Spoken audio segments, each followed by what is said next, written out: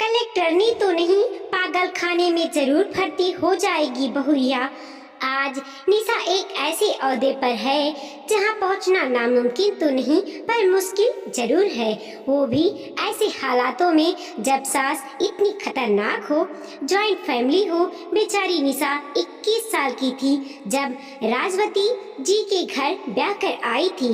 मध्यम वर्गीय परिवार की लड़की ने जब ससुराल में अपना पहला कदम रखा तो निशा के कानों में घर की किसी औरत की आवाज गूंजी, अब तो आराम के दिन आ गए रज्जो राजवती जी तेरे। बैठकर रोटी तोड़ना, घर की बुआ सास बोली, तेरे पैरों में वैसे भी दर्द रहता है, खूब पैर मसकवाना बहुरिया से। परिया सुन निशा के अरमानों को जैसे धक्का लग गया हो।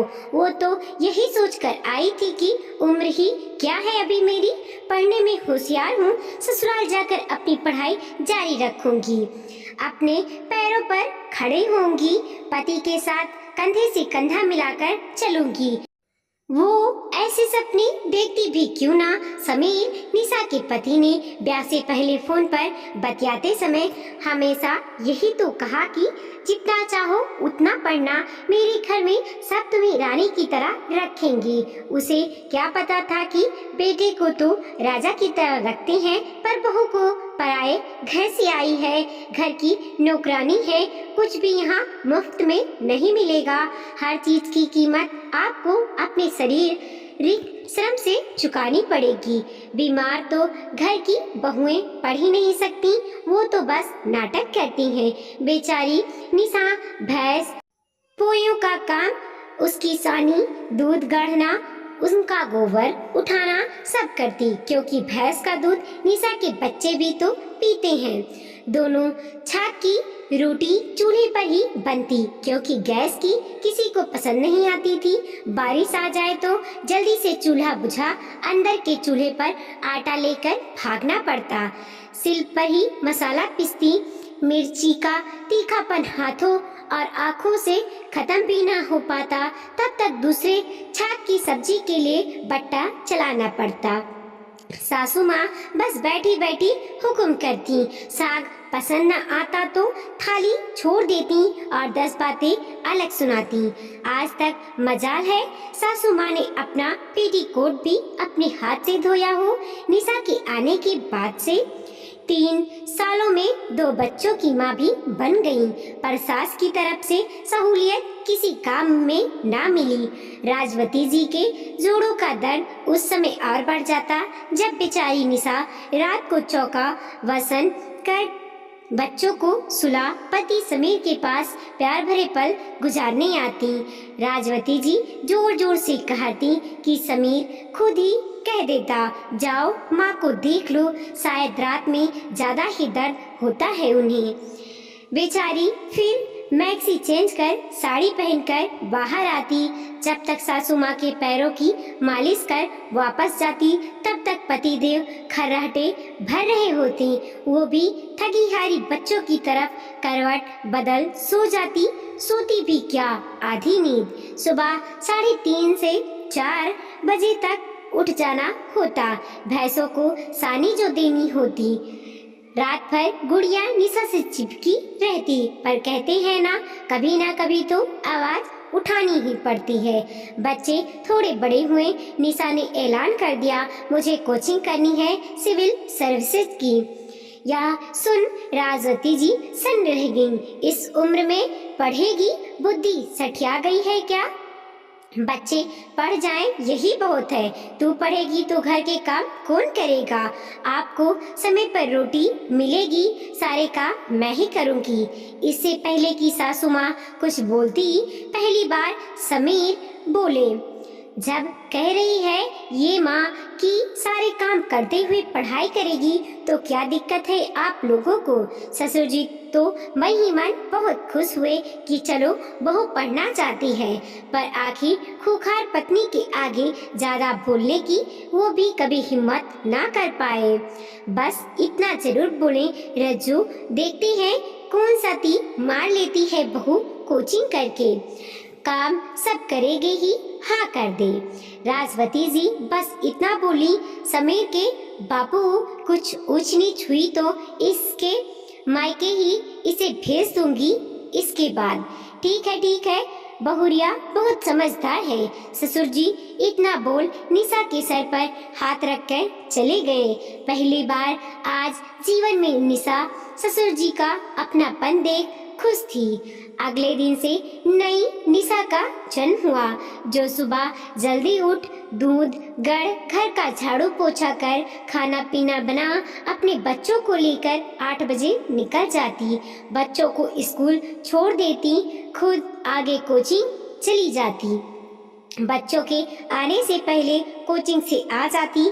जब समय मिलता चौके के बतख पाखा में गुलशन खाने में बच्चों के सोने के बाद सासू माँ के पैर दबाते समय बस याद किया या समझाया हुआ दोहराती रहती। राजवती जी ससुर जी से कहती हैं, बहुरिया अधिकारी तो नहीं, पागल खाने में जरूर भर्ती हो जाएगी। पूरे दिन बड़बड़ाती है। धीरे धीरे मेहनत रंग ला रही थी निशा की। प्री पेपर हर बार निकल जाता। IAS का पर मेंस रह जाती। बहुत निराश होती, फिर हिम्मत कर लग जाती मेहनत करने। हर बार 1-2 नंबर से रह जाती। उसका लास्ट अटेम्प्ट बचा था। दिन रात एक कर दी थी निशा ने। आखिर मेहनत रंग लाई। हर अखबार में निशा की फोटो छपी थी। लोग तारीफें करते नहीं थकते थे। ससुराल में बधाई देने वालों का तांता रुक नहीं रहा था। आज वही राजवती जी जो निशा को कुएं का मेढक समझ रही थी, किसी के भी आने पर यही कहती। बहुरिया तो होशियार थी, वो तो घर गृहस्थी के जाल में फंसकर थोड़ा समय लग गया। बस आखिर सासू माँ को भी निशा की कद्र हो ही गई।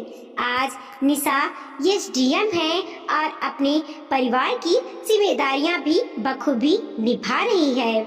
दोस्तों, कभी कभी कुछ औरतों को मौका नहीं मिलता है जिससे वह पीछे रह जाती हैं और कोई औरतें अपने हक के लिए लड़ जाती हैं। एक बार आई लव यू पापा बोल दिया होता बेटा। सुनते हो, मैं जरा मंदिर दर्शन को जा रही हूँ, बस 5 मिनट में आई। ठीक है, तुम हो आओ मंदिर। और हाँ देखो, मैं आकर चाय बनाऊंगी, खुद बनाने की कोशिश मत करना, तुम्हारे हाथ कांपने लगे हैं, बिना वजह चोट वोट लग जाएगी। अरे नहीं भाग्यवान, तुम मंदिर से आ जाओ, तभी साथ ही चाय पियेंगे। नयोडा की एक पोस्ट सोसाइटी में 80 वर्षीय शंकर अपनी 76 वर्षीय पत्नी पार्वती के साथ रहते थे। एक फ्लैट खरीद लिया था। यूं तो उनके 2 बेटे थे। एक बेटा अमेरिका में जॉब करता था, वहीं की नागरिकता उसने ले ली थी। दूसरा बेटा संजय नयोडा में ही अलग फ्लैट में लेकर रहता था। शंकर और पार्वती दोनों अकेले ही अपनी जीवन की संध्या में जी रहे थे। शंकर के कुछ दिनों से हाथ कांपने लगे थे। डॉक्टर ने दवाइयाँ लिख दी थी, साथ ही कह दिया था दवाइयाँ मर्ज को ठीक नहीं करेगी, बस आगे और ना बढ़े यही कार्य करेगी। पार्वती अपने पति को किसी और बड़े डॉक्टर को दिखाना चाहती थी, पर अकेली हिम्मत ना कर पा रही थी। स्थिति से समझौता करने के अतिरिक्त कोई रास्ता भी नहीं था। इतना अवश्य किया, पार्वती ने एक मेड रख ली जो साफ सफाई कर जाती और खाना भी बना जाती। शंकर से पार्वती ने कह दिया था कि आप अकेले कोई काम नहीं करेंगी। देखो, हम ही तो एक दूसरे का ध्यान रखना है। कौन है हमारा? जब औलाद ही हमारी ना हुई तो कोई और क्या हमारे लिए करेगा?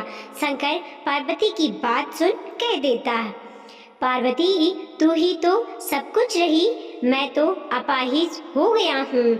दूसरी तरफ मुंह करके शंकर अपनी आंखें पोंछते तो पार्वती शंकर से कहती, मेरे होते क्यों मन छोटा करते हो जी। पार्वती जो 5 मिनट में ही मंदिर से वापस आकर साथ ही चाय पीने को कहकर गई थी, इतने में ही घंटी बजी। कांपते हाथों से शंकर ने दरवाजा खोला तो सामने टावर का गार्ड खड़ा था। शंकर ने उसकी ओर प्रश्न भरी निगाह से देखा तो वह कुछ भी ना बोलकर शंकर जी का हाथ पकड़कर उन्हें टावर से बाहर ले आया जहां भीड़ लगी थी। शंकर जी को आता देख सब पीछे हट गए। अरे वहां तो शांत चित्त से पार्वती लेटी थी, निर्जीव अवस्था में, चारों ओर खून ही खून था। ओह, शंकर जी के मुंह से निकला और वो वहीं बैठ गए। 5 मिनट में आने को बोल के गई थी, आ तो गई, पर साथ चाय पीने का वादा को कैसे निभाएगी।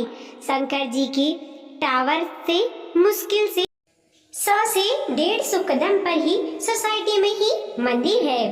टावर और मंदिर के बीच ही कार पार्किंग वास्ते बेसमेंट में जाने के लिए स्लैब बना है। उसी से आती कार ने नियंत्रण खो पार्वती को चपेट में ले लिया था। सिर पर आई भारी चोट के कारण पार्वती चीर यात्रा को प्रस्थान कर गई थी। अब तो अकेले रह गए थे कांपते हाथों वाले 80 वर्षीय शंकर। सब ढढ़ास बंधा रहे थे, पर शंकर के मन के अंतर्द्वंद को भला कोई क्या समझ सकता था। जो बेटा नोएडा में ही दूसरे सेक्टर में रहता था, उसे ही शंकर ने फोन कराया। अच्छा हुआ बेटा आ गया और अपनी माँ का अंतिम संस्कार करा गया। दूसरे बेटे का भी अमेरिका में फोन आ गया। उसने न आ पाने की वजह भी बता दी और जल्दी आने की तसल्ली भी दे दी। नोएडा में रहने वाले बेटे संजय ने पिता को अपने साथ चलने को बोला। अपनी स्थिति को समझ शंकर जी उसके साथ उसके फ्लैट में चले गए। सोचा पार्वती तो चली गई, अब जीवन के बचे कुचे दिन पोते पोती और बेटे के साथ गुजार लेंगे। संजय बेटे के फ्लैट पर शंकर जी रहने लगे, पर उन्हें लगता कि सबके बीच में भी वो अकेले हैं। उन्हें लगता कि बेटा बहू पोता पोती उनसे पार्वती के बारे में बात करें। ढेर सारी यादें शंकर जी के पास इकट्ठा थी, पर यहाँ तो किसी के पास समय ही नहीं था। पार्वती की बात तो छोड़ भी दे, वो शंकर तक से हाय हेलो के अतिरिक्त बात नहीं कर पाते। जब कभी शंकर जी का सिर भारी सा होता, पार्वती एकदम समझ जाती और उन्हें बाहर सोसाइटी के गार्डन में ले जाती। पार्वती पता नहीं कैसे शंकर जी के मन की बात समझ लेती। लगता एक दूसरे के पूरक थे शंकर और पार्वती। कई दिन से शंकर जी का मन उचाट था। पार्वती के बिना जीना उन्हें कठिन लग रहा था। शंकर जी ने संजय से कहा, भी बेटा मेरा मन घबरा रहा है, कुछ समय मेरे पास बैठना। संजय बोला, अरे पापा बैठने का समय कहाँ है, आप देखते तो हैं। शंकर जी चुप कर गए। बेटा कह रहा है समय कहाँ है, अब उसे कैसे कहें कि उनके पास भी समय कहाँ बचा है। सप्ताह में 2 दिन की छुट्टियां भी बेटे के पास बाप के लिए थोड़ा सा भी समय नहीं, पर अपने बच्चों के साथ मॉल में जाना या पिक्चर देखने का समय तो खूब है। धीरे धीरे शंकर जी ने अपने आप को अपने में ही समेट लिया। कमरे में बैठे बैठे बड़बड़ाते रहते, मानो पार्वती से बात कर रहे हों। अपनी दुख के, अपने अकेलेपन की, अपनी रिक्तता की, लेकिन सुनने वाला कौन था। एक दिन कह रहे थे, पार्वती 2 बेटों में से एक तो गणेश पैदा कर दिया होता, जो हमारी परिक्रमा चाहे ना करता, पर कभी कभी आकर इतना तो कह ही दिया करता, पापा आई लव यू। अगले दिन ही संजय अपने पिता शंकर जी की अंतिम यात्रा की तैयारी कर रहा था। वीडियो को लाइक कीजिए, कमेंट कीजिए और अपने दोस्तों के साथ जरूर शेयर कीजिए। चैनल पे नए हैं तो प्लीज़ सब्सक्राइब कीजिए और देखते रहिए मोटिवेशनल स्टोरी।